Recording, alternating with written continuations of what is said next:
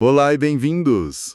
Hoje a gente tem em mãos uns trechos bem interessantes de um romance de fantasia, O Despertar, da série Os Lobos de Éster. Isso aí. E a nossa missão aqui é fazer um mergulho fundo nessa narrativa, sabe? Tentar entender como ela constrói um universo que, assim, começa parecendo uma coisa. E se revela outra completamente diferente. Exato. A premissa é a seguinte: Kira, uma mulher que ficou cega há pouco tempo, tem a vida dela virada de cabeça para baixo quando encontra o Eric, um cara com um passado assim bem misterioso e violento. E a gente vai ver como a história mistura romance paranormal com um mistério que só cresce e, no final, uma mitologia antiga que muda todas as regras do jogo. Perfeito. E o ponto de partida já é muito curioso. A gente tem dois cenários que, a princípio, não tem nada a ver um com o outro. Certo. De um lado, a Kira, que está reaprendendo a viver no escuro, né? Confiando na audição, no tato. E do outro, dois homens, o Eric e o Noah, presos Presos. Como assim? num cativeiro, sendo torturados e sonhando com a liberdade. É nesse lugar horrível que um desejo muito específico do Eric vira quase um feitiço que ecoa pela história toda. Que desejo é esse? Ele anseia por uma companheira, e ele descreve ela com detalhes muito precisos, sabe? Olhos azuis e cabelos cor de trigo, ele chama ela de pedra preciosa, alguém que ele possa finalmente proteger. É quase uma prece, assim, desesperada. Nossa! E como em toda boa história de fantasia, o universo parece que ouve essa prece. Ouve e responde, mas da forma mais caótica que existe. É aí que a ação começa pra valer, né? A gente encontra a Kira correndo desesperada por uma mata na Grécia.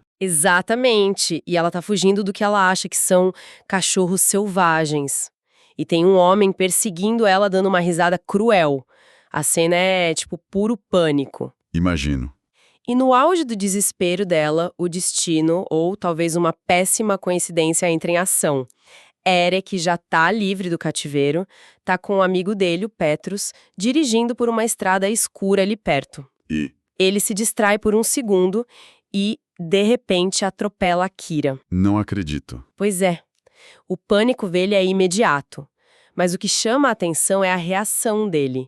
Ele não chama a polícia. Como assim não chama a polícia? Pelo contrário, ele a leva para um hospital particular caríssimo, insiste em pagar todas as despesas do próprio bolso e faz de tudo, mas tudo mesmo para manter as autoridades longe. Espera um pouco, essa reação é bem suspeita. Culpa pelo acidente, ok, explica querer pagar as contas.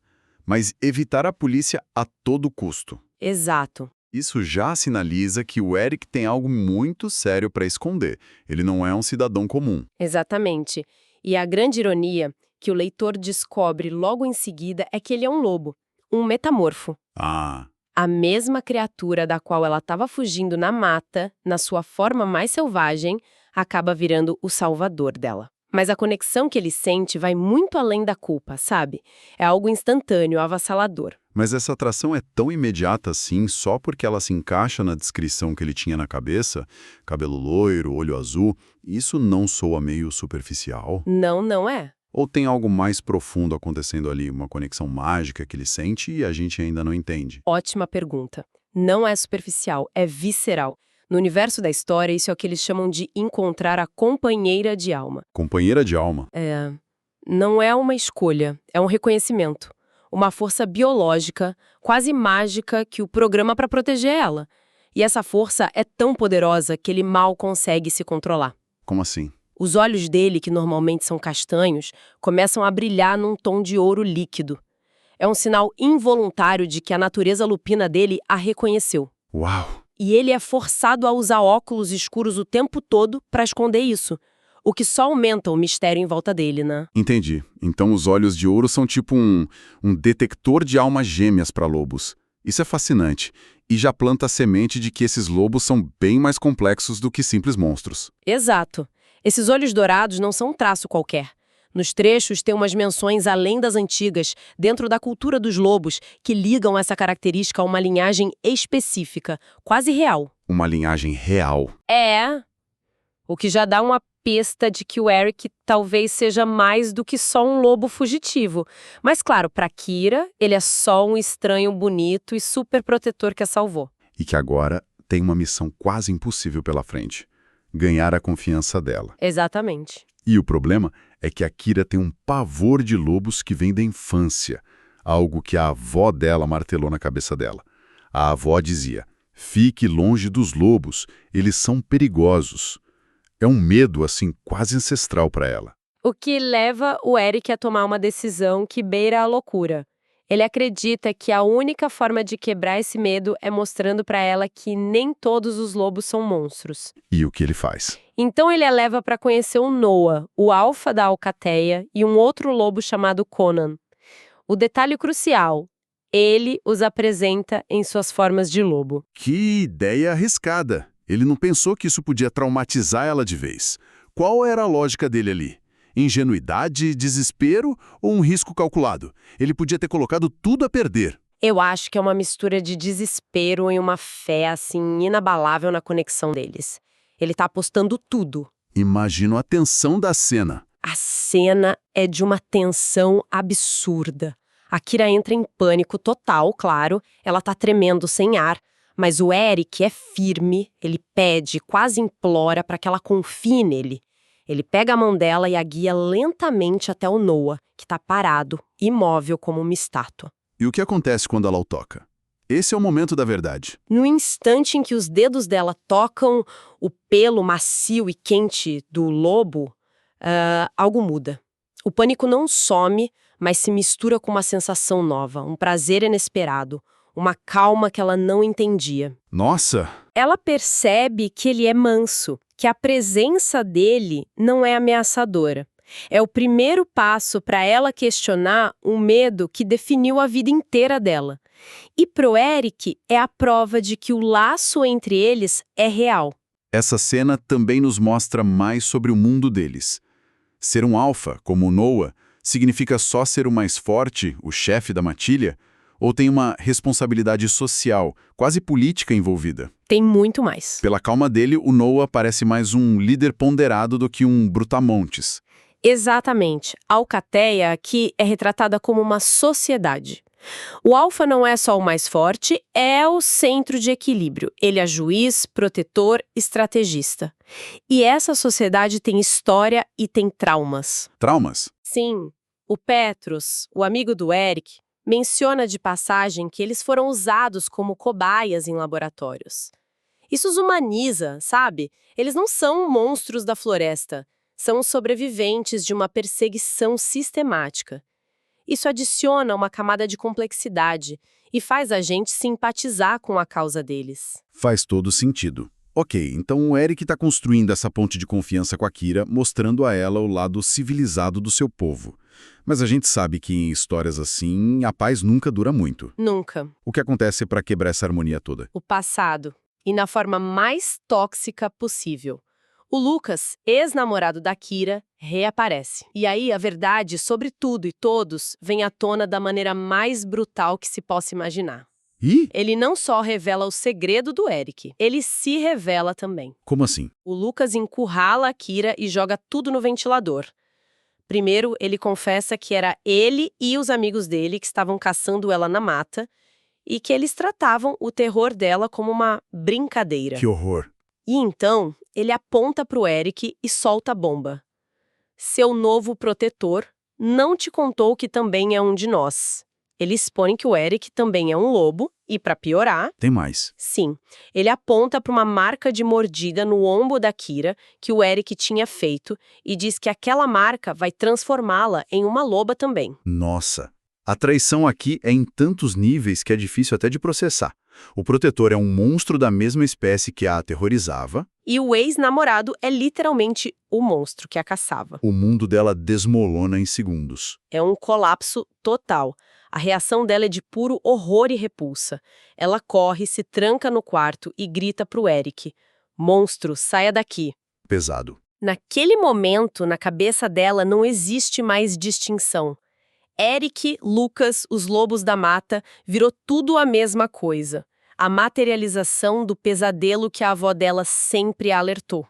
E essa revelação expõe uma divisão no mundo dos lobos, certo? Porque a alcateia do Eric parece operar com um código de honra, protegendo inocentes. Enquanto o grupo do Lucas é o oposto. São cruéis, sádicos. Perfeitamente colocado. É uma fratura ideológica. A alcateia do Noah representa uma visão de coexistência e de proteção. A do Lucas é retrógrada, predatória, tratando os humanos como seres inferiores, tipo como brinquedos. Entendi. A briga que acontece logo depois entre o Eric e o grupo do Lucas não é só pela Kira. É um choque entre duas filosofias de vida, sabe? Entre o futuro e o passado da espécie deles. Mas e a mordida? O Lucas estava falando a verdade sobre ela transformar a Kira? Sim e não. A mordida é o catalisador para a maior virada da história. Mas não da forma que o Lucas imaginava. Como assim? Depois de ser mordida, uma magia antiga e adormecida dentro da Kira desperta.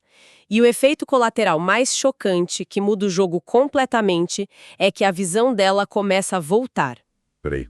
A mordida cura a cegueira dela. Como isso funciona? Não faz o menor sentido, a não ser que... A não ser que a cegueira não fosse uma condição médica normal. Exato. Ela começa a ver flashes de luz, depois vultos, e logo o mundo ganha cores e formas de novo. A chave para esse mistério todo tá numa tatuagem que ela nem sabia que tinha, na base da coluna. Uma tatuagem. É, mas não era um desenho, era um selo. Um feitiço de ocultação. Um feitiço. Então ela... Ela é uma bruxa. Sua mãe e sua avó também eram. Elas lançaram esse feitiço quando a Kira era criança para esconder a natureza mágica dela e protegê-la. Protegê-la de quem? Dos lobos! A família dela acreditava que lobos mataram o pai da Kira. A cegueira não era uma doença, era um efeito colateral do feitiço que suprimia os poderes dela. A mordida do Eric, carregada com a magia dele, não a transformou em loba. Quebrou o selo. Exato. Libertou quem ela realmente era. Que virada espetacular. De vítima frágil e cega para uma bruxa com poderes ocultos. Isso muda completamente a dinâmica de poder entre ela e o Eric. Completamente. Mas os trechos vão ainda mais longe, não é? A história por trás disso tudo é ainda maior. Muito maior. Aqui é onde a história pessoal dele se conecta com uma mitologia épica. Os trechos nos apresentam a lenda de origem de tudo. A história de Kylie, um antigo rei humano que foi amaldiçoado a se tornar o primeiro homem-lobo. O primeiro de todos. E a amada dele, Vanora, que era a líder suprema das bruxas, a senhora das castas. A guerra milenar entre lobos e bruxas começou ali, por causa dessa maldição e desse amor que foi considerado uma traição pelos dois lados. E a Kira se encaixa nisso como? A revelação final é que a Kira não é apenas uma bruxa. Ela é a descendente direta da Vanora. Com o despertar dos poderes dela, ela está destinada a se tornar a nova senhora das castas, a rainha do seu povo. Então o destino dela não é ser uma vítima. É ser uma líder. Uau! Ok, isso é enorme. E o Eric? Onde ele entra nessa história ancestral? E aqui vem o maior choque de todos. Eric não é apenas um lobo que encontrou sua companheira predestinada. O nome verdadeiro dele é Kylian. Kylian? Ele é o filho perdido de Kylie e Vanora. Um príncipe lobo, herdeiro de um rei amaldiçoado e uma rainha bruxa. O encontro deles não foi um acidente de carro numa estrada escura na Grécia. Foi o cumprimento de uma antiga profecia. Os dois, um príncipe lobo e uma rainha bruxa, herdeiros dos fundadores de uma guerra, destinados a se encontrar. Exatamente. O romance deles deixa de ser pessoal e vira um ato político que pode finalmente unir os dois reinos. Ou iniciar uma guerra civil em ambos os lados se eles não forem aceitos. Nossa, que peso! O romance paranormal se transforma numa saga épica sobre destino, legado e poder. A questão deixa de ser, será que uma humana pode amar um lobo?